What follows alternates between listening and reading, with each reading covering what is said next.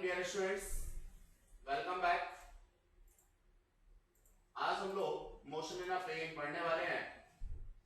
बड़ी चीजें आसान सी हैं बच्चों। जब भी टू डायमेंशनल मोशन अगर कोई होता है तो उसे हम लोग मोशन इन अ प्लेन कहते हैं। यानी अगर कोई बॉडी टाइम के साथ साथ अपनी पोजीशन को इस तरह से चेंज कर रही है कि कोई भी दो coordinates, it may be X Y, may be Y Z, may be Y X, में कंटिन्यूअसली चेंज आता है, तो मैं इसे टू डायमेंशनल मोशन कहूंगा या मोशन इन अ प्लेन कहूंगा। आप बिल्कुल ऐसे मान सकते हैं कि सपोज ये मेरा कोई एक कोऑर्डिनेट सिस्टम है और इस कोऑर्डिनेट सिस्टम में time t equals to t1 पर यहां मेरे पास बॉडी थी, इस पॉइंट पे थी, और दूसरा टाइम मैंने मान लीजिए t2 लिया और बॉडी मेरी यहां पहुंच गई, इस पॉइंट पे पहुंच गई। अब अगर मैं इस पॉइंट के कोऑर्डिनेट्स की बात करता हूं तो सपोज 2 2 है, और इसकी बात करता हूं तो सपोज दैट इज 4 3। अब मैं क्या देख रहा हूं, टाइम के साथ साथ जो मेरे पास बॉडी है उसकी पोजीशन एक्स एक्सिस पे भी चेंज हो गई है और वाई एक्सिस पे भी चेंज हो गई है।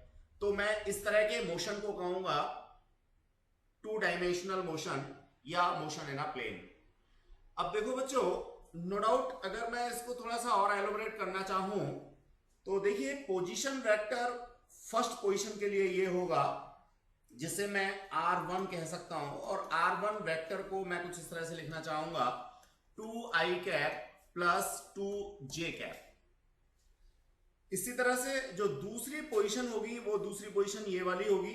इस पोजीशन के लिए जो पोजीशन वेक्टर है वो r2 होगा, और r2 को अगर मैं लिखना चाहूंगा तो मैं इसे लिखूंगा 4i cap plus 3j cap. I hope so आपको यहां से ये भी क्लियर हो गया होगा कि अगर मेरे पास किसी पॉइंट के कोऑर्डिनेट्स हैं तो मैं उन कोऑर्डिनेट्स को लेकर के पोजीशन वेक्टर किस तरीके से बना सकता हूं। तो ये भी बात मैंने यहां आपको एक्सप्लेन करने की कोशिश की है। तो डियर स्टूडेंट्स, यहां जो डायग्राम हमने दे रखा है वो मान लीजिए एक कोई ओरिएंटेशन P हमने यहां कंसीडर कर ली है, और इस P के जो कोऑर्डिनेट्स हैं वो x एंड y हैं। अगर मैं इसके पोजीशन वेक्टर r की बात करूं तो नो डाउट ये मेरे पास होगा xi cap plus yj cap. और ध्यान रहे, जब मैं टू डायमेंशनल मोशन की बात कर रहा हूं या मोशन इन अ प्लेन की बात कर रहा हूं तो टाइम के साथ साथ मेरा x कोऑर्डिनेट भी चेंज होगा और y कोऑर्डिनेट भी टाइम के साथ साथ चेंज होगा। That is to dimensional motion. अब डियर स्टूडेंट्स, r जो पोजीशन वेक्टर है ये तो मेरे पास है, मैं इस r पोजीशन वेक्टर से कहीं ना कहीं वेलोसिटी की भी बात कर सकता हूं। जैसा कि मैं जानता हूं वेलोसिटी होती है क्या, dr ओवर dt।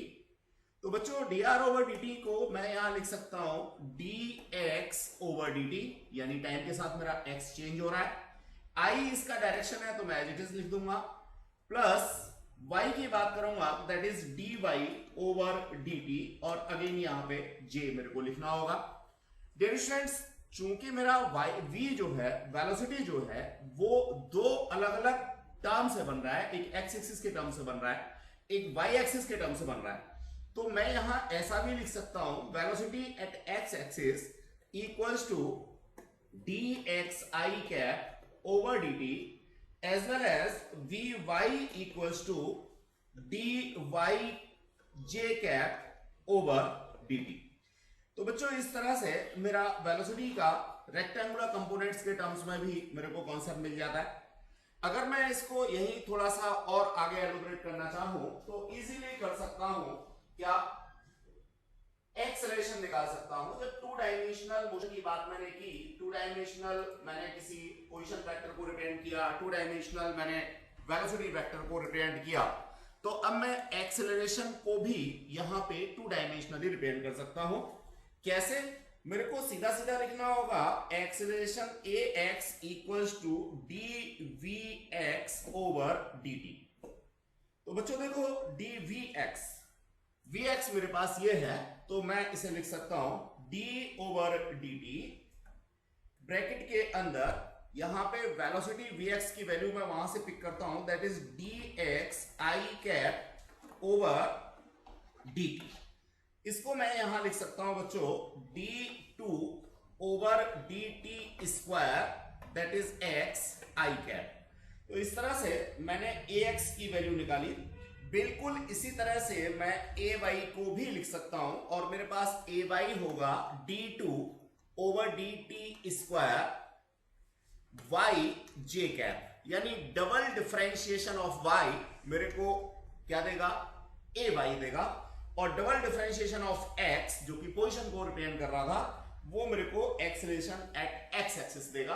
तो ये कॉन्सेप्ट है dear students, two dimensional motion में मैं किस तरह से पोजीशन वेक्टर बनाता हूं, फिर किस तरह से उस पोजीशन वेक्टर को वेलोसिटी वेक्टर में कन्वर्ट करता हूं, और वेलोसिटी वेक्टर की भी मैं बात करता हूं तो वहां दो कंपोनेंट मेरे को मिल जाते हैं एक्स और वाई एक्सिस के, मैं दोनों को कैसे रिप्रेजेंट करता हूं, वेलोसिटी वेक्टर की हेल्प से कैसे मैं एक्सीलरेशन निकालता हूं, और फिर मैं किस तरह से एक्सीलरेशन को इन terms of what position vector लेकर के आ जाता हूं। ये सारी की सारी बातें मैंने यहां पे सीखी। आई होप सो किसी भी मोशन को लेकर के अगर मैं वेक्टर रिप्रेजेंटेशन की बात करता हूं तो मुझे अब समझ में आ गई है कि मैं किस तरह से उनको रिप्रेजेंट कर सकता हूं। आप इन सारी चीजों को देखेंगे, फिर हम थोड़ा सा आगे बढ़ते हैं।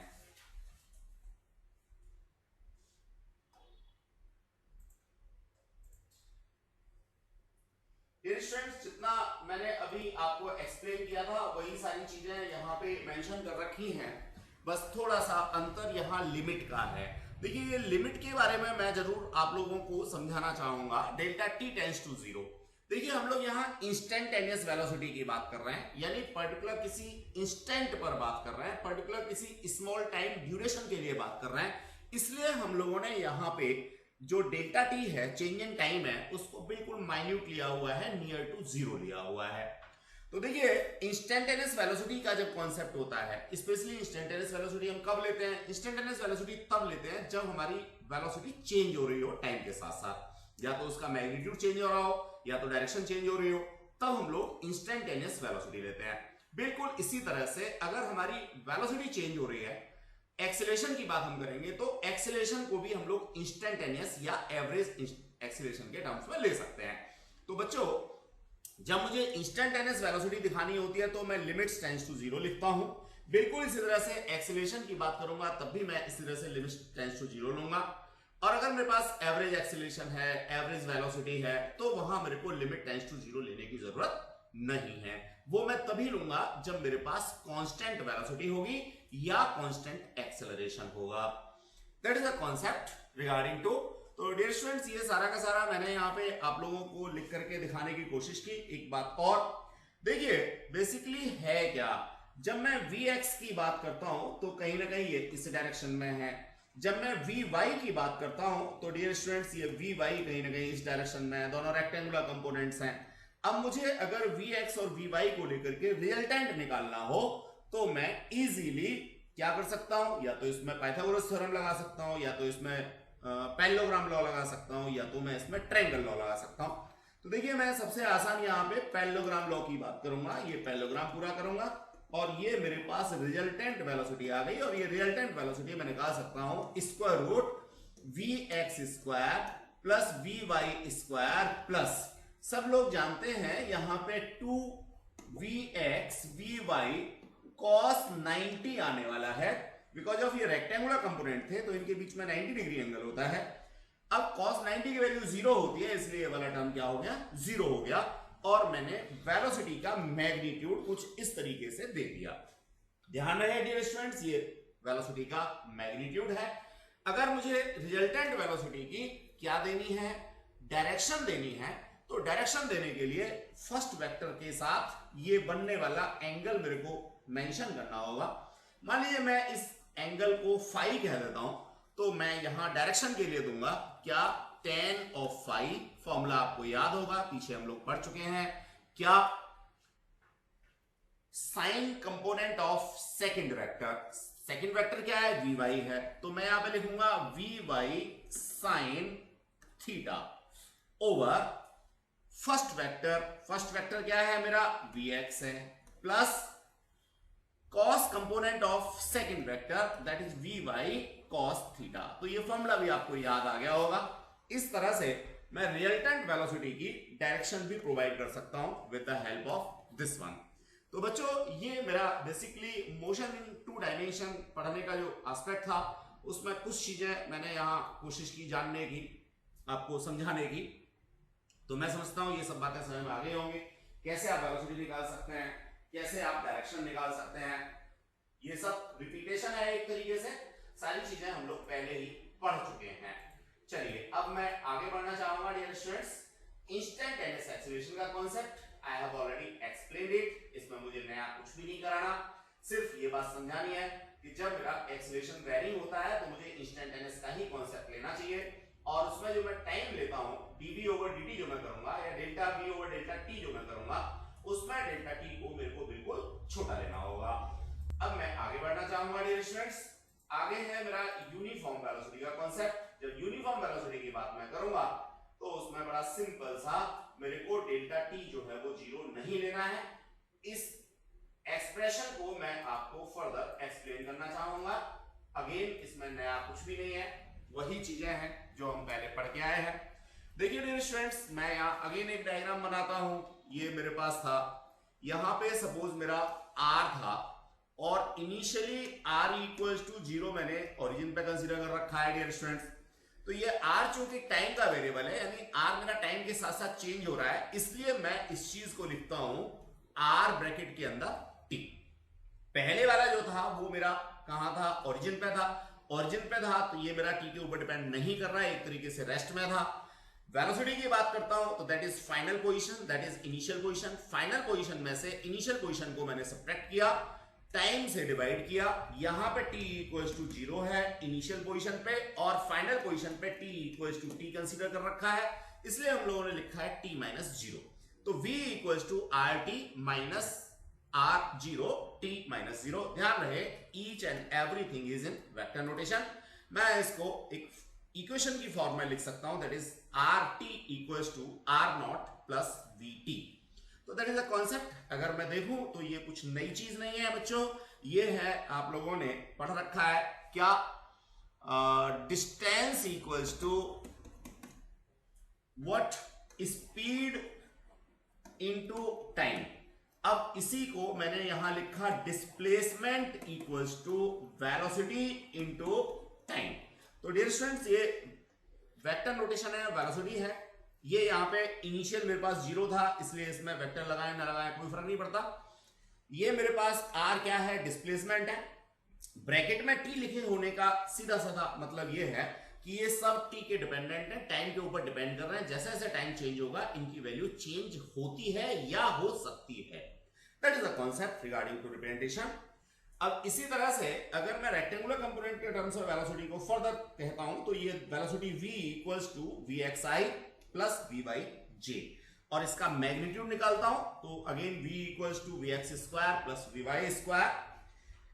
बच्चों इस चीज को अगर मैं यहां पे और थोड़ा सा आगे रिप्रेजेंट करना चाहूं तो देखिए जो मेरे पास rt था, अगेन उसमें भी क्या क्या था, एक x कंपोनेंट था मेरा, सॉरी ये y कंपोनेंट था, और ये वाला एक x कंपोनेंट था। तो मैं r को भी लिख सकता हूं xt या yt। x मेरा x एक्सिस पे इसलिए i कैप होगा, और y मेरा j यानी y एक्सिस के ऊपर है इसलिए j कैप होगा। तो that is a concept regarding to representation of vector velocity in terms of vector notation. चलिए बच्चों अब हम लोग आगे बढ़ते हैं, एक छोटा सा न्यूमेरिकल करते हैं। न्यूमेरिकल से हमें ये पता लग जाएगा कि हमने क्या सीखा, कितना पढ़ा। नो डाउट अपने आप में काफी इंपॉर्टेंट एस्पेक्ट आप लोगों को मिलने वाला है। देखिए हालांकि नया कुछ नहीं मिलेगा पर फिर भी आप लोगों के लिए काफी इंपॉर्टेंट है। ये कैलकुलस मेथड पे है, ठीक है। हम लोगों ने जो बिल्कुल बिगिनिंग वाली हमारी यूनिट थी उसमें मैथमेटिक्स इन फिजिक्स के अंदर डिस्कस किया था कि कैलकुलस क्या होती है, डिफरेंशिएशन क्या होता है और इंटीग्रेशन क्या होता है। तो डियर स्टूडेंट्स यहाँ हम d over dx, d over dy over dt ये सब जो यूज कर रहे हैं ये सब क्या है, डिफरेंशिएशन वाला पार्ट है। अब जो बच्चे आज पहली क्लास ले रहे हैं या दूसरी क्लास ले रहे हैं उनको तो ये सब समझ में नहीं आएगा, क्योंकि उनको पहले वो वाली सारी क्लासेस हमारी ले लेनी चाहिए। अब उसी के बेसिस पे ये न्यूमेरिकल है छोटा सा, देखिए क्या है। The position of a particle is given by r equals to यहां पे दे रखा है मेरे को बच्चों ये वाला, इसमें x एक्सिस, y एक्सिस और z एक्सिस तीनों हैं। जबकि अभी थोड़ी देर पहले हम लोग जो बात कर रहे थे वो 2 डायमेंशनल की बात कर रहे थे। डजंट मैटर, तीसरा डायमेंशन भी ऐड हो गया, के भी हमारा आ गया। Where is t is in second. देखिए ये जो चीज बताता है इसका पर्पस सिर्फ इतना सा होता है कि t जो है वो टाइम को रिप्रेजेंट कर रहा है, ऐसा पता लग गया। And coefficient have the proper units for an R in meter. इसका मतलब r जो है वो कहीं ना कहीं मेरा डिस्टेंस या डिस्प्लेसमेंट को रिप्रेजेंट करता है, बिकॉज ऑफ यहां पे मीटर उसने यूनिट दे रखी है। अब वो पूछता है वेलोसिटी t, यानी वेलोसिटी पूछी है जो कि टाइम का डिपेंडेंट है। इसी तरह से एक्सेलरेशन पूछा है जो कि टाइम का डिपेंडेंट है। तो पहला पार्ट तो बच्चों ये हो गया। अब दूसरे पार्ट में find the magnitude and direction of velocity at t equals to 3 second. ये हम लोग अभी थोड़ी देर में समझेंगे। पहले फर्स्ट पार्ट को मैं क्लियर कर दूं बच्चों। देखो एक छोटा सा फॉर्मूला मैंने पढ़ा है, क्या? Velocity equals to D R over D T and acceleration equals to DV over dt। Dear students, अब दोनों ही टाइम के वेरिएबल हैं, तो अगर मैं यहां पे छोटा सा t लिख देता हूं, यहां पे छोटा सा t लिख देता हूं, यहां पे छोटा सा t लिख देता हूं, यहां पे छोटा सा t लिख देता हूं, या ब्रैकेट के अंदर t लिख देता हूं, तो ये देखिए सिर्फ नोटेशन है, इसमें अंतर कुछ भी नहीं है। जो फॉर्मूला मेरा पहले लिखा हुआ था वही फॉर्मूला मेरा अब है, देयर इज नो चेंज। अब बच्चों मुझे करना क्या है? मुझे करना है ये जो r वाला टर्म है इसका डिफरेंशिएशन करना है with respect to what? Time. तो पहला पार्ट आ जाएगा मेरा, क्या आ जाएगा? वेलोसिटी आ जाएगी। अब अगर मैं वेलोसिटी को टाइम के रेस्पेक्ट में फिर एक बार डिफरेंशिएट कर दूंगा तो मेरे को एक्सेलरेशन मिल जाएगा। डियर स्टूडेंट्स, डिफरेंशिएशन का एक छोटा सा फॉर्मूला हम लोगों ने पढ़ा था, वो कुछ ऐसे था, x to the power n d over dx equals to n x to the power n minus 1। देखिए हो क्या रहा है, यहां पे दो बातें ध्यान रखनी है। एक तो मैं x के टर्म्स में x को यहां पे क्या कर रहा हूं? डिफरेंशिएट कर रहा हूं। दूसरा ये जो n इसका पावर है ये आगे आ जाता है और नई पावर एक रिड्यूस करके मेरे को लिखनी होती है। जनरल सा फॉर्मूला है। बिल्कुल इसी तरह से यहां पे मेरे को क्या करना होगा dear students? D R over D T करना होगा। अब अगर मैं ऊपर से वैल्यूज पिक करता हूं तो ये आता है मेरे पास में D 3 ti over D T. चाहो तो इसको ब्रैकेट के अंदर रख लो, बिकॉज ऑफ आई डायरेक्शन है, प्लस यहां से मेरा टर्म जो है वो चेंज हो रहा है, तो मैं इसको लिख सकता हूं D over D T 2t square bracket के अंदर j कैप, और प्लस मैं यहां आगे आता हूं तो ये हो जाता है d over dt 5k cap. तो बच्चों ये मैंने सिंपली क्या किया, जो मेरा r के लिए इक्वेशन था उसको टर्म के अकॉर्डिंग सेपरेट करके लिख दिया। अब मैं ये डिफरेंशिएशन करूंगा। देखो यहां भी t है और यहां भी t है, जैसा कि इस फॉर्मूले में यहां भी x था और यहां भी x था, तो सेम फॉर्मूला मैं यूज करूंगा। और मैंने इसका जो सॉल्यूशन है वो नीचे दे रखा है, तो मुझे लगता है कि इसमें कुछ नया मुझे और कुछ कराने की जरूरत है। सॉल्यूशन हम लोग यहां से एक बार देखेंगे और सारा क्लियर हो जाएगा। तो देखिए r की वैल्यू ये दे रखी है, फिर इसके बाद में velocity equals to dr over dt हमने लिखा, सेम कॉन्सेप्ट। फिर हम लोगों ने इसको सीधे सीधे डिफरेंशिएट कर दिया, बीच वाला एक स्टेप इवन हटा दिया। यहां से 3ti को 3i लिखा, देखिए जो डायरेक्शन है उसका तो डिफरेंशिएशन होगा नहीं, और जो मेरे पास t स्क्वायर था इसका हो गया 2t, और 2t को 2 से मैंने क्या किया? मल्टीप्लाई किया, तो ये आ गया मेरे पास में 4t। तो that is the concept regarding to. अब बच्चों यहां से आगे मैं फर्दर बढ़ता हूं तो एक्सेलरेशन की बात करता हूं। तो एक्सेलरेशन के लिए भी मुझे कुछ नया काम नहीं करना, जो वेलोसिटी का एस्पेक्ट मेरा आया था इसी वेलोसिटी के एस्पेक्ट को फर्दर मेरे को डिफरेंशिएट कर देना है। मैं एक बार करके आप लोगों को दिखा देता हूं, बिकॉज ऑफ आपके लिए अभी ये नया है। तो देखिए acceleration a equals to dv over dt। अब कोई बच्चा चाहे तो यहां पे t लिख सकता है, ब्रैकेट में लिखे या साइड में लिखे, because of velocity is a variable of time. चलिए अब देखिए यहां पे क्या था, ये था मेरे पास में 3i cap plus 4t j cap, जिसको मेरे को d ओवर dt करना था। तो बच्चों देखो ये तो कांस्टेंट है, इसके अंदर तो t है नहीं, तो इसका डिफरेंशिएशन तो हो गया 0, प्लस इसकी बात करूंगा 4 अपनी जगह पे, t की यहां पे पावर कुछ नहीं है, इसका मतलब 1 है, तो multiplied by 1, t 1 minus 1, simple सा फॉर्मूला मैंने लगाया है। तो 4 इंटू 1 और t टू पावर 0 का मतलब अगेन 1 और j कैप डायरेक्शन, तो दैट इज 4j कैप। तो बच्चों एक्सीलरेशन उसने पूछा था, तो मैं समझता हूं 4j कैप मैं सीधे सीधे लिख सकता हूं, ये मेरे पास में 4j कैप का कॉन्सेप्ट है, यहां से निकल के आ गया। अब वो नेक्स्ट पार्ट में कहता है कि at t equals to 3 second velocity चाहिए। तो जो वेलोसिटी का मेरे पास क्या आया था, जो वेलोसिटी का कॉन्सेप्ट मेरे पास आया था, बस उसमें मेरे को t की जगह पे 3 प्लेस करना है डियर स्टूडेंट। तो देखिए पहले पार्ट में तो t था ही नहीं, इसलिए 3i cap as it is रहेगा। दूसरे पार्ट में मेरे पास यहां पे t आ रहा था, तो मैंने यहां पे डाल दिया t का वैल्यू 3, तो 3 4 जा 12 मेरे पास ये आ गया, j अपनी जगह पे डायरेक्शन। इस तरह से ये मेरे पास वेलोसिटी आ गई at t equals to 3 second पर। अब वो कहता है इट्स मैग्नीट्यूड। तो बच्चों मैग्नीट्यूड निकालना है तो सब लोग जानते हैं क्या, फर्स्ट टर्म का स्क्वायर प्लस सेकेंड टर्म का स्क्वायर, अगर थर्ड टर्म होता तो थर्ड टर्म का स्क्वायर हम लोग लिख देते। इस तरह से ये मैग्नीट्यूड आ गया। अब डायरेक्शन की बात करें तो बच्चों बिल्कुल बिगिनिंग में जो मैंने फॉर्मूला आज आपको कराया था, क्या कराया था, sign component of second vector upon first vector plus cos component of second vector, वही वाला फॉर्मूला मैंने यूज किया है और यहां से वैल्यूज को पिक किया है, जो Vy है उसकी वैल्यू को पिक किया है और जो Vx है उसकी वैल्यू को पिक किया है, दोनों को वैल्यू डाल करके यहां तक मैं अपना आंसर छोड़ सकता हूं। 76 डिग्री ये मुझे एक टेबल की हेल्प से निकाल के रखना होता है, जो मेरे पास यहाँ पे नहीं है या मुझे मिली नहीं है या व्हाटएवर, सो आपको सीखनी नहीं है अभी हाल फिलहाल। केमिस्ट्री में आप लोग लॉ टेबल सीखोगे, मे बी वहां पे एंगल्स का कॉन्सेप्ट हो तो आप वहां से सीख लेंगे, अदरवाइज अपना आंसर आप लोग बच्चों यहीं पे छोड़ सकते हो। चलिए तो ये कॉन्सेप्ट था डियर स्टूडेंट्स, मैं समझता हूं आप सबको क्लियर हो गया होगा।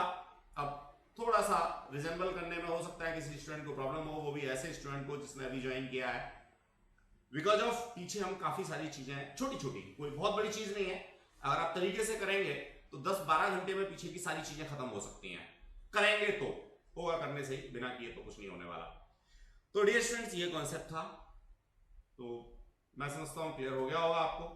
एक अब बहुत ही इंपॉर्टेंट क्वेश्चन मैं आपको कराने जा रहा हूं, इससे कई सारे फंडामेंटल्स क्लियर होंगे और पीछे की जो भी वेक्टर्स की क्लासेस हम लोगों ने दी हैं उन वेक्टर्स की क्लासेस का सबका यूज इसके अंदर होगा, या आप कह सकते हैं कि इस क्वेश्चन की हेल्प से वो सारी की सारी क्लासेस हमारी रिवाइज हो जाएंगी। बहुत इंपॉर्टेंट क्वेश्चन है, आप लोगों के एग्जाम में जनरली आता है, हमने यहाँ पे मेंशन भी किया हुआ है इंपॉर्टेंट, और इंपॉर्टेंट मेंशन करने का मतलब वाकई इंपॉर्टेंट है। चलिए तो नेक्स्ट स्टूडेंट की बात, नेक्स्ट क्वेश्चन की बात हम लोग करते हैं। बड़ा आसान सा है, बड़ा बढ़िया सा क्वेश्चन है, जरा ध्यान से देखेंगे हम लोग। ये रहा, देखिए जो डायग्राम हमें दे रखा है बहुत अच्छी बात है, बाकी अगर हम लोग अपने मन से डायग्राम बनाएं, अपने आप चीजों को समझने की कोशिश करें तो ज्यादा अच्छी बात होगी। चलिए देखिए वो क्वेश्चन में कहता है if I and J are unit vectors in X and Y respectively, यहां तक सिर्फ इंफॉर्मेशन है, सब लोग जानते भी हैं, कोई नई बात नहीं है। Then what is the magnitude and direction of I plus J? आपको एक वेक्टर बनाना है I plus J, इसका मैग्नीट्यूड निकालना है और इसकी डायरेक्शन भी निकालनी है। बिल्कुल इसी तरह से दूसरा क्वेश्चन है, आपको एक दूसरा वेक्टर बनाना है I minus J और I minus J की आपने डायरेक्शन देनी है एज वेल एज मैग्नीट्यूड देना है। इस तरह से फर्स्ट पार्ट आपका कंप्लीट हो जाएगा। सेकंड पार्ट को हम पढ़ेंगे ही तब जब पहले पूरा कर लेते हैं फर्स्ट को, बिकॉज ऑफ जितना ज्यादा पढ़ेंगे दिमाग में उतनी ज्यादा चीजें हम लोगों को रखनी पड़ेंगी। चलिए डियर स्टूडेंट, सबसे पहले मैं I plus J की बात करता हूं। देखिए ये मेरा मान लीजिए कोऑर्डिनेट सिस्टम है, सबसे पहले मैं यहां पे I वेक्टर बना दूं, तो देखिए I वेक्टर मेरा ये हो गया, एक ऐसा वेक्टर जिसकी लेंथ 1 है, यहां से यहां तक ये 1 लेंथ है, और x एक्सिस पे है, तो ये i वेक्टर हो गया। और y एक्सिस के ऊपर मैं एक दूसरा वेक्टर बनाता हूं डियर स्टूडेंट्स, वो हो गया मेरा j वेक्टर। अब अगर मैं i और j दोनों को क्लब करके, ये लिखा है ना i प्लस j दोनों को क्लब करके वेक्टर बनाता हूं, तो डियर स्टूडेंट्स ये वाला वेक्टर मेरा बनता है। इस वेक्टर का नाम होगा i प्लस j। अब यही काम जो है यहां करके दे रखा है डियर स्टूडेंट्स, ये आप फिगर में देख सकते हैं कि i प्लस j ये वाला है। चलिए अब i प्लस जे का मेरे को निकालना है मैग्नीट्यूड। तो देखिए मैग्नीट्यूड निकालने का जो तरीका है, मान लीजिए मैं i प्लस जे को वेक्टर कह देता हूं, सपोज क्या कह देता हूं, नाम दे देता हूं कोई भी, सपोज p दे देता हूं, ठीक है।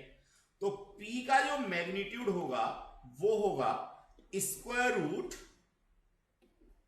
i का स्क्वायर प्लस j का स्क्वायर। सब लोग जानते हैं p इक्वल्स टू i क्या है, यूनिट वेक्टर है, तो 1 का स्क्वायर हो गया, प्लस j क्या है, यूनिट वेक्टर है, तो 1 का स्क्वायर हो गया। इस तरह से ये आ गया स्क्वायर रूट 2। तो बच्चों ये मैग्नीट्यूड आ गया किसका, i प्लस j वेक्टर का। अभी वो डायरेक्शन और पूछता है, डायरेक्शन भी दे देते हैं। डायरेक्शन के लिए जो नॉर्मल फॉर्मूला था लंबे वाला क्या था, tan phi equals to what, sine component of second vector. Second vector क्या है, यहां पे j है, तो j sine theta over first vector plus second vector का ही कॉस कंपोनेंट। अब जरा देखिए थीटा क्या है, या थीटा है i और j के बीच का एंगल, और i और j के बीच का एंगल है यहां पे कितना बच्चों, 90 डिग्री। तो मैं इस फॉर्मूले में डालता हूं j sine 90 over i plus j cos 90। cos 90 की वैल्यू 0 होती है, सब लोग जानते हैं। sin 90 की वैल्यू 1 होती है, सब लोग जानते हैं। तो सीधे सीधे ये आ गया क्या, j अपॉन i।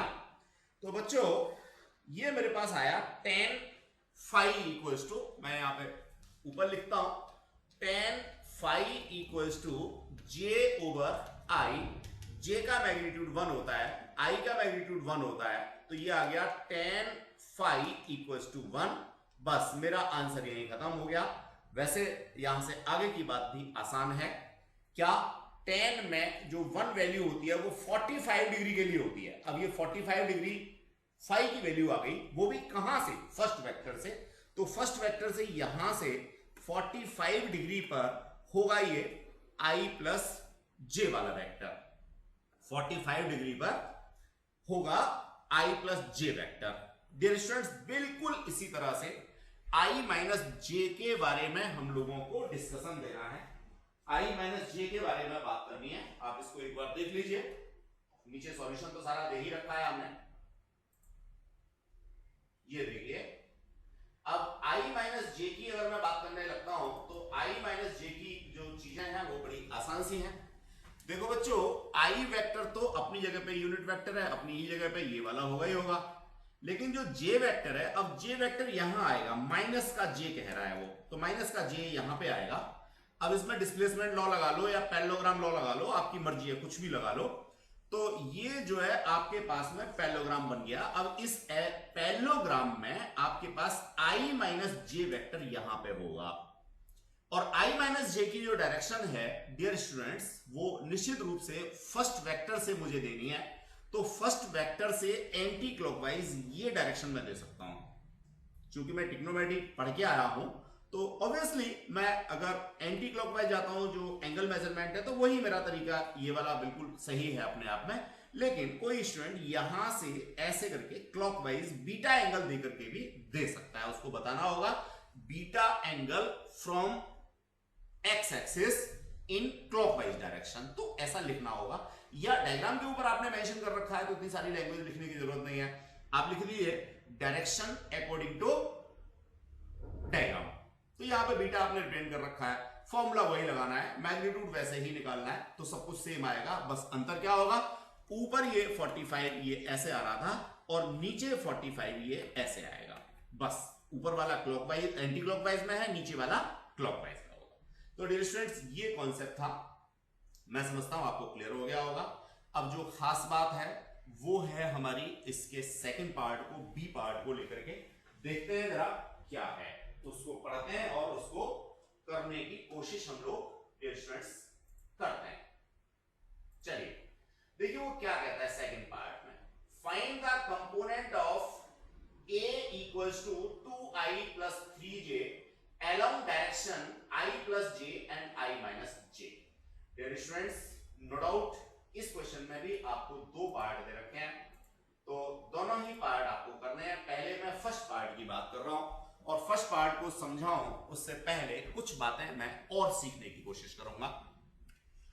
वो कहता है फाइंड द कंपोनेंट्स ऑफ, ये मेरे पास कोई नया वेक्टर है, कौन सा, 2i plus 3j। इस वेक्टर के कंपोनेंट निकालने हैं मुझे, और इस वेक्टर के कंपोनेंट कहां पे निकालने हैं, इस वेक्टर के कंपोनेंट निकालने हैं मेरे को इन the direction of what, i plus j and i minus j। तो मैं अभी i minus j की बात नहीं कर रहा हूं, मैं इस वेक्टर के कंपोनेंट निकालता हूं i plus j पे। तो देखिए क्या कॉन्सेप्ट है, कैसे निकलेगा समझिए। सबसे पहले तो एज यूजुअल मैं अपना कोऑर्डिनेट सिस्टम बनाना चाहूंगा। इस कोऑर्डिनेट सिस्टम पे मैं ये जानने की कोशिश करूंगा कि ए कहां है, ए वेक्टर को कैसे रिप्रेजेंट करूं। देखिए बच्चों ये एक्स एक्सिस है या ये आई कैप का कॉन्सेप्ट देगा, ये वाई एक्सिस है, ये जे कैप का कॉन्सेप्ट देगा, ये माइनस का वाई है तो ये माइनस का जे कॉन्सेप्ट देगा। इसी तरह से ये यहाँ पे माइनस एक्स या माइनस आई कैप का कॉन्सेप्ट देगा। ये बात पहले क्लियर हुई। अब मेरे को रिप्रेजेंट करना है 2i, तो 2i का मतलब मैं स्केल कोई चूज करता हूं, ये 1 हो गया, ये 2 हो गया, तो यहां पे ये हो गया 2i। फिर करना है 3j, तो 3j का मतलब 1j यहां हो गया, 2j यहां हो गया और 3j यहां पे हो गया। तो बच्चों ये हो गया मेरे पास 3j और ये हो गया 2i। अब इन दोनों का सम मेरा कहीं ना कहीं ये वाला होगा और मैं इसको लिखूंगा 2i plus 3j। तो बच्चों जो वेक्टर a है वो वेक्टर मेरा ये है। मेरे को दिमाग में ये डायग्राम बना लेना है, जब मैं क्वेश्चन करूंगा कोई जरूरी नहीं है मैं बनाऊंगा, लेकिन मुझे ये बात क्लियर होगी तो ही मैं कर पाऊंगा। ठीक है, चलिए अब वो कहता है components of a 2i plus 3j along the direction of vector i plus j। इसका मतलब मेरे पास i plus j और होना चाहिए। तो बच्चों i plus j मैं पहले ही एक्सप्लेन कर चुका हूं। मान लीजिए ये है मेरे पास में क्या, i plus j।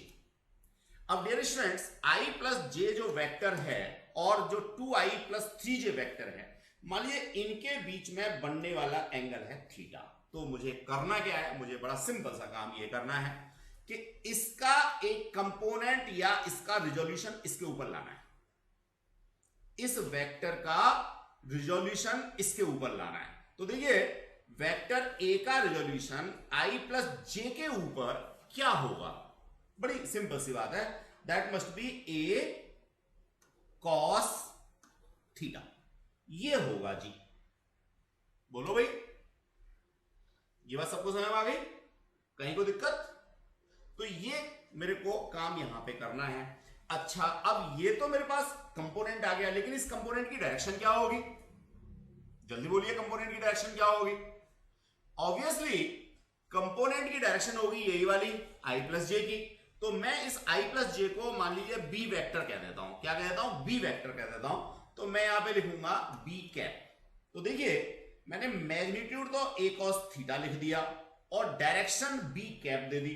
तो ये मेरा एक तरीके से रिजल्ट हो गया जो यहां पे कहा है find components of 2i plus 3j along i plus j। देखिए i minus j की बात मैंने अभी की नहीं है और उसकी बात हम बाद में करेंगे। आई होप सो ये बात आप लोगों को समझ में आ गई होगी। ठीक है, अब डियर स्टूडेंट इसको सॉल्व करने के लिए थोड़ा सा हम लोग क्या लगाते हैं, दिमाग लगाते हैं। कैसे दिमाग लगाते हैं समझिए। एक तो मैं b के मॉड्यूलस से यहां पे मल्टीप्लाई करता हूं। जब मैंने b के मॉड्यूलस से यहां पे मल्टीप्लाई किया तो b के मॉड्यूलस से नीचे डिवाइड भी करूंगा। बिल्कुल इसी तरीके से b के मॉड्यूलस से यहां पे मल्टीप्लाई करता हूं और b के मॉड्यूलस से यहां पे मैं क्या कर दूंगा बच्चों, डिवाइड कर दूंगा। अब कोई स्टूडेंट कहेगा कि ये b को बीच में हम क्यों लेके आए हैं, नो डाउट बच्चों बहुत आसान सा कॉन्सेप्ट है, मैं इसलिए लेके आया हूं। देखो a modulus b modulus cos theta, इसको मैं vector a dot vector B लिख सकता हूं, मैं जानता हूं इतनी वाली चीज को, vector A dot vector B लिख सकता हूं, ये डॉट प्रोडक्ट है, ठीक है। साथ में ये जो मेरे पास है B unit vector into B modulus, इसको मैं बी वेक्टर लिख सकता हूं, अपॉन में मेरे पास बी मॉड्यूलस बी का स्क्वायर आ गया। तो बच्चों अब जो रूट मेमोरी में डालते हैं वो तो इस फॉर्मूले को डायरेक्ट डाल लेते हैं, इतना सब कुछ समझने की जरूरत ही महसूस नहीं करते, और इस रूट मेमोरी में डाला इस फॉर्मूले को और वैल्यू डाली और आंसर आ गया। लेकिन बहुत नॉर्मल सी बात है कि अगर इसकी जगह कोई दूसरा क्वेश्चन आ गया, कोई इस तरह का कॉन्सेप्ट और आ गया, तो फिर फंस जाते हैं, डायरेक्ट फॉर्मूले से नहीं हो पाता। तो जो कमजोर दिल वाले बच्चे हैं, जो चाहते हैं कि नहीं जी मेरे को तो शॉर्टकट चाहिए, या ऐसे कहिए कि ये सब समझने के बाद शॉर्टकट चाहिए आईआईटी के लिए, तो हम लोग क्या कर सकते हैं, क्वेश्चन देखें और क्वेश्चन के अकॉर्डिंग ये वाला फॉर्मूला सीधे याद रख लें, और बाकी इसके पीछे की जो कहानी है वो ये वाली है। आई होप सो आपको समझ में आ गई होगी। अब जो चीजें मैंने यहां पे समझाई हैं, ध्यान रहे अभी मैंने आई माइनस जे के बारे में कोई भी बात नहीं की है, हालांकि मैं इस i माइनस जे को एक नया वेक्टर मान लूंगा, क्या, सी वेक्टर, और जहां जहां मेरा b आ रहा था वहां वहां पे मैं क्या लिख दूंगा, सी वेक्टर लिख दूंगा, तो मेरा डायरेक्ट फॉर्मूले में लिखने से काम बन जाएगा। फिलॉसफी अगेन वही होगी कि ये मेरे पास देखिए ए वेक्टर तो अपनी जगह पे, ये तो चेंज हुआ नहीं है, और जो सी वेक्टर है वो यहां पे कहीं है, तो अब इसका कंपोनेंट मेरे को यहां लेके आना है। जो थीटा पहले मेरे पास यहां छोटा बन रहा था, अब मैं इसको नया एंगल कह देता हूं थीटा डैश, ठीक है। तो बस एंगल चेंज हो गया मेरा, बाकी सब कुछ वही है। आई प्लस जे क्या था, आई माइनस जे क्या था, मैं ऑलरेडी एक्सप्लेन कर चुका हूं। तो डियर स्टूडेंट्स, जो मैंने यहां पे अभी आपको समझाया है, इसको एग्जाम में कैसे लिखेंगे वो जरा देखेंगे ध्यान से। जिनको कॉपी करना है, नोट करना है, वो नोट कर लेंगे, बाकी तो दिमाग में नोट करें, ज्यादा अच्छी बात होगी। अगर घर में बैठ के क्लास ले रहे हैं, आपको लगता है तो इसको पॉज करके आप लोग नोट कर सकते हैं। चलिए मैं अब आगे बढ़ता हूं। स्टूडेंट्स, जैसा मैंने अभी आपको बताया था, ये था ओबी जो नया वेक्टर है वो i प्लस जे चाहिए, सॉल्यूशन तो हम दे चुके हैं पहले। ये b वाला पार्ट देखते हैं यहाँ पे, या चलो इसको भी पहले देख ही लो एक बार, अच्छा रहेगा आप लोगों के लिए। देखिए स्टूडेंट्स क्या है, ये मैंने ट्रायंगल लॉ लगाया, i और j दोनों को जोड़ा और मैग्नीट्यूड आ गया मेरा स्क्वायर रूट 2। डायरेक्शन की बात की तो वही फॉर्मूला लगाया, ba ओवर oa डायरेक्ट लिखा हुआ है, बाकी आपने डायरेक्ट फॉर्मूला नहीं लगाना, याद वही रखना है। क्या याद रखना है, sign component of second vector over first vector plus cos component of second vector, वही फॉर्मूला लगाएंगे, cos 90 आएगा, sin 90 आएगा, और ये फॉर्मूला आपका इस तरीके से बन जाएगा। यहाँ पे 1 आ गया, और जो एंगल है अल्फा वो हमारा 45 डिग्री आ गया, बिकॉज ऑफ tan में जो 1 वैल्यू होती है वो 45 को रिप्रेजेंट कर दिया डियर स्टूडेंट्स। इसी तरह से i माइनस जे वाला कॉन्सेप्ट है, तो मैग्नीट्यूड सेम रहेगा, बस मेरा यहाँ पे -1 आएगा, -1 आएगा तो ये -45 को डिनोट करता है। अब मैं सेकंड पार्ट की बात करता हूं बच्चों। तो देखिए सेकंड पार्ट में जैसा मैंने अभी समझाया था आपको, वही सारी चीजें फिर हैं, मैं फिर दोबारा एक बार आपको समझाता हूं, जिससे कि जिन बच्चों को पहले थोड़ा कम समझ में आया था वो दोबारा से समझ लेंगे। चलिए देखिए, सबसे पहले मैं a cos थीटा की बात करता हूं। तो ये कहां से आया बच्चों, मैं अब डायरेक्ट आपको दे रहा हूं। ये मेरे पास वेक्टर था जिसको मैंने 2i प्लस 3j लिखा था, और ये a के बराबर था, और दूसरा वेक्टर मेरा यहां पे था जिसको i प्लस जे कहा था, और इसको मैंने b वेक्टर कहा था। ये भी वेक्टर है, ये भी वेक्टर है। अब वेक्टर a का रिजोल्यूशन या कंपोनेंट किसके ऊपर, वेक्टर b के ऊपर, जिसको मैंने एंगल थीटा कहा था, ये आ गया मेरे पास में क्या, a cos theta. Dear students, तो ये a cos थीटा मैंने ये लिख दिया। अब डायरेक्शन मेरी इस वेक्टर की कहां है, जो इसका यूनिट वेक्टर है, तो इसका यूनिट वेक्टर मेरे पास क्या होगा, b कैप होगा, तो मैंने b कैप यहां पे लिख रखा है, ये मैंने b कैप लिख दिया बच्चों। अब अपनी मर्जी से मैंने एक b मॉड्यूलस से यहां मल्टीप्लाई किया, यहां डिवाइड कर दिया, यहां मल्टीप्लाई किया, तो ये जो कैप था इस कैप को मैंने एरो में कन्वर्ट कर दिया, इस तरह से नीचे b स्क्वायर आ जाता है मेरे पास, ऊपर a डॉट b आ जाता है, और ये वाला वेक्टर b रह जाता है। बस अब तो मुझे वैल्यू डालनी है, कुछ नया काम नहीं करना। देखिए a की value 2i plus 3j, b की वैल्यू i प्लस j, और ये वाले b की वैल्यू i प्लस जे, नीचे b स्क्वायर है तो b वाला मेरा ये वेक्टर था, इसके मॉड्यूलस का स्क्वायर मैंने यहां पे लिखा है, ये मॉड्यूलस पहले ही मैं निकाल चुका हूं। इनका मैं डॉट प्रोडक्ट करता हूं तो आई स्क्वायर 1 होता है, जे स्क्वायर 1 होता है, आई जे जे आई ये सब 0 होंगे। तो 2 का 1 से मल्टीप्लाई किया तो 2 आ गया, 3 का 1 से मल्टीप्लाई किया तो 3 आ गया, नीचे 1 प्लस 1 स्क्वायर रूट के अंदर का होल स्क्वायर 2 आ गया, आई प्लस जे अपनी जगह पे। इसको मैंने सॉल्व किया डियर स्टूडेंट्स और ये आंसर मेरा आ गया, कहानी खत्म। बिल्कुल इसी के एनालॉगस i माइनस जे वाला कॉन्सेप्ट है, फर्दर समझाने की कोशिश करता हूं। i माइनस जे जो था मेरा वो यहां पे था, इसको मैंने c वेक्टर कहा है, और अब ये वाला जो एंगल होगा इसको मैं थीटा डैश कह देता हूं। सेम फॉर्मूला यूज करना है, बस b की जगह पे c मेरे को रिप्लेस करना है। डायरेक्ट फॉर्मूले में डाल के इस तरीके से डिस्टेंस हम लोग निकाल सकते हैं। तो देखिए बड़ा आसान सा कॉन्सेप्ट है, बड़ा मजेदार सा कॉन्सेप्ट है, बिल्कुल इसी तरीके से ये निकाला हुआ है। आई होप सो आपको समझ में आ गया होगा। चलिए स्टूडेंट्स, अब मैं बात करना चाहूंगा रिलेटिव वेलोसिटी की इन 2 डायमेंशंस। देखो बच्चों बहुत आसान सी बात है, बढ़िया सी बात है। क्या करना है भैया, एक्स एक्सिस के रिलेटिव वेलोसिटी एक्स एक्सिस पे निकालोगे, वाई एक्सिस के रिलेटिव वेलोसिटी वाई एक्सिस पे निकालोगे। बड़ी सिंपल सी बात है, ठीक है ना। और ये बात हम पहले समझा चुके हैं कि जिसके रेस्पेक्ट में निकालनी है उसको एक माइनस का साइन दो, यानी उसकी डायरेक्शन को उल्टा करो और जोड़ दो, बस सिंपल।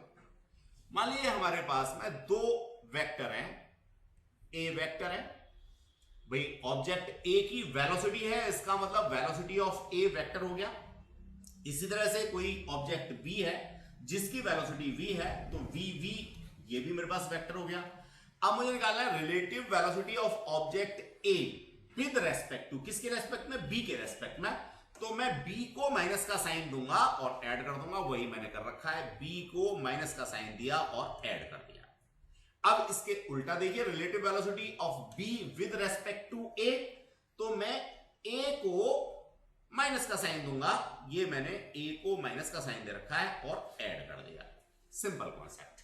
अब अगर मैं यहां से मॉड्यूलस की बात करूं तो मॉड्यूलस मेरा दोनों का कैसा आता है बच्चों, बराबर आता है। जो बात मैंने अभी ऊपर आपको समझाई है उसको यहां नोट्स की फॉर्म में लिख रखा है, velocity of vector A plus negative velocity of vector B.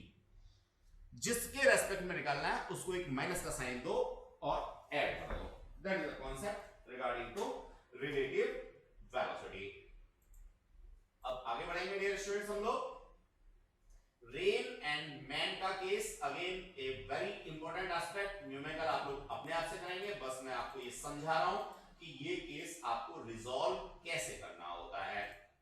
चलिए देखिए बड़ा सिंपल सा कॉन्सेप्ट है, देखते हैं जरा। ये मान लीजिए मैन है, कोई दौड़ा चला जा रहा है सपोज ईस्ट डायरेक्शन में, इसको एक्स एक्सिस कहिए, वाई एक्सिस कहिए, जेड एक्सिस कहिए, ईस्ट कहिए, वेस्ट कहिए, नॉर्थ कहिए, जो भी है अकॉर्डिंग टू डायग्राम हमने उठाया हुआ है। तो ईस्ट में मेरा मैन जा रहा है और बरसात जो है वो नॉर्मली वर्टिकली डाउनवर्ड होती है, जब तक कि वो ना कहे तो वर्टिकल डाउनवर्ड लेनी है। तो बच्चों 2 वेक्टर हो गए, क्या हो गए, एक तो ये बरसात हो गई और एक ये ह्यूमन बीइंग हो गया। अब उसे बरसात से बचने के लिए क्या लगाना है, छाता लगाना है। क्या लगाना है, छाता लगाना है। तो देखो बच्चों, ये जो वेलोसिटी ऑफ मैन है और ये वेलोसिटी ऑफ रेन है, इनका रिजल्टेंट वेलोसिटी जो होगी वो मेरे पास ये होगी, ये एरो हेड लगा रखे हैं, ये रिजल्टेंट वेलोसिटी होगी। अब इस रिजल्टेंट वेलोसिटी के अपोजिट डायरेक्शन में मेरे को क्या लगाना है, छाता लगाना है, तभी तो रुकेगा। बड़ी नॉर्मल सी बात है, जहां से मेरे को बरसात हो रही होगी, जहां से पानी आ रहा होगा इफेक्टिव, वैसे तो पानी ऊपर से नीचे आ रहा है, लेकिन जब मैं आगे दौड़ रहा हूंगा तो जो रिलेटिव वेलोसिटी है वो मेरी चेंज हो जाएगी। तो उसके रिगार्डिंग डायग्राम को जरा फिर समझेंगे हम लोग। ये वेलोसिटी ऑफ रेन है, ये वेलोसिटी ऑफ मैन है, तो जो रिजल्टेंट वेलोसिटी होगी वो मेरे पास ये होगी और इसके अपोजिट डायरेक्शन में मेरे को छाता लगाना है। तो देखिए छाते के लिए अलग से हमने एक कॉन्सेप्ट डाल दिया। क्या डाल दिया, केस तो वही है, समझना तो वही है।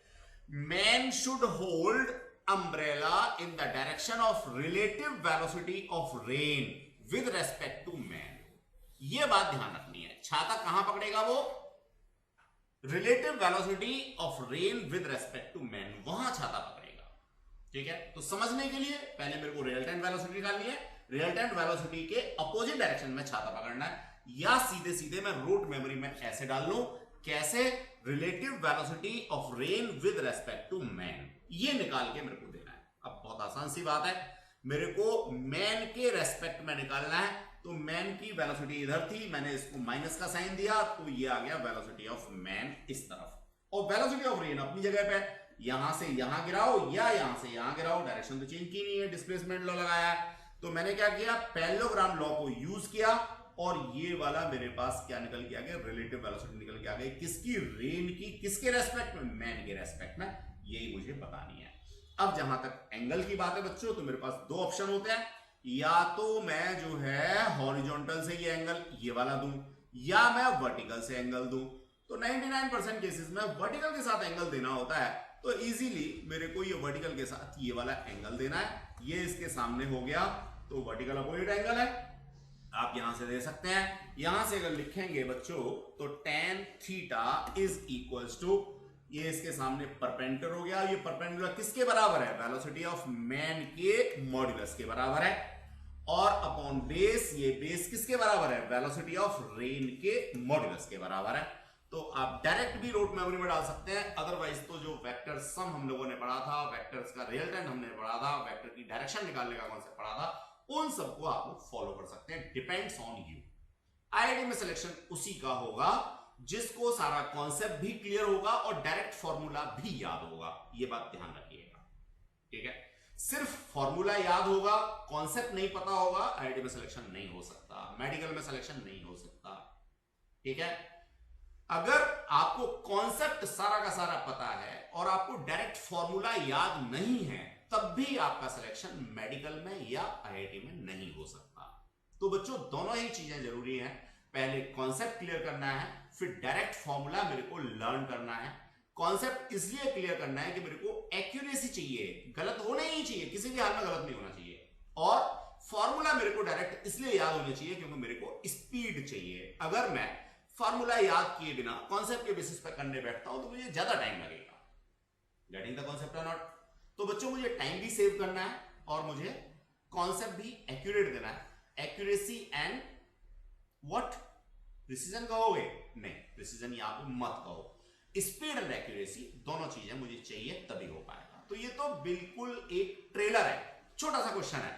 अब इसके व्यास पे वो बहुत सारे क्वेश्चन आपसे डिस्कस कर सकता है, जैसे वेलोसिटी ऑफ रेन का हो सकता है, स्विमिंग बोट का हो सकता है, अप स्ट्रीम डाउन स्ट्रीम का हो सकता है। यहां लिमिट तो कोई है ही नहीं बच्चों, ये तो अनलिमिटेड एस्पेक्ट्स हैं, ठीक है ना।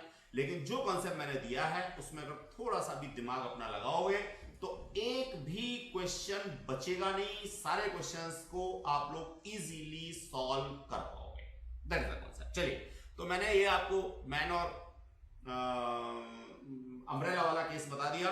देखो ये दोनों ही क्वेश्चन बिल्कुल बहुत इंपॉर्टेंट है, इनमें से एक क्वेश्चन 100% आप लोगों के यहाँ एग्जाम में आता ही आता है, तो आप इनको देख लीजिएगा, कर लीजिएगा।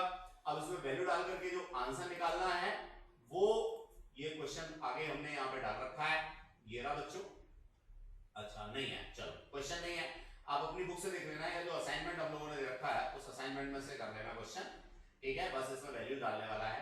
अब तीसरा क्वेश्चन मैं ये आपको असाइनमेंट की फॉर्म में दे रहा हूँ, ये नो डाउट थोड़ा सा डिफर है बच्चों। ये देखो, ये कोई हम लोगों ने यहाँ पे क्या दिखा रखा है, नदी दिखा रखी है, रिवर दिखा रखी है, ठीक है। और ये फ्रंट वाला पॉइंट है, और ये जो है शॉर्टेस्ट टाइम में यहां पहुंचने के लिए कॉन्सेप्ट है।